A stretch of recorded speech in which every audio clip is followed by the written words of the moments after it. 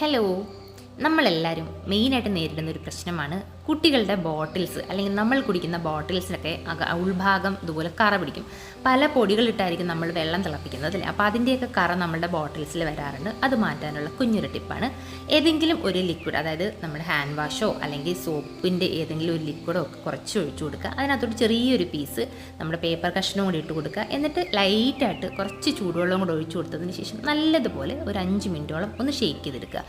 ഇങ്ങനെ ചെയ്യുവാണെങ്കിൽ എത്ര കറ പിടിച്ച കുപ്പികൾ നമുക്ക് ഈസി ആയിട്ട് നല്ലതുപോലെ വെട്ടിത്തിളക്കമുള്ളതാക്കിയെടുക്കാൻ പറ്റും. അപ്പോൾ മെയിനായിട്ട് നമ്മുടെ കുഞ്ഞുങ്ങളുടെ ബോട്ടിൽസ് ആയിരിക്കും പെട്ടെന്ന് കറ പിടിക്കുന്നത്. കാരണം നമ്മൾ എത്ര കഴുകിയാലും അതിനകത്ത് ഈ വെള്ളം നിൽക്കുന്നത് കാരണം നമുക്ക് ഉൾഭാഗം നല്ലതുപോലെ കറ പിടിക്കാറുണ്ടല്ലേ.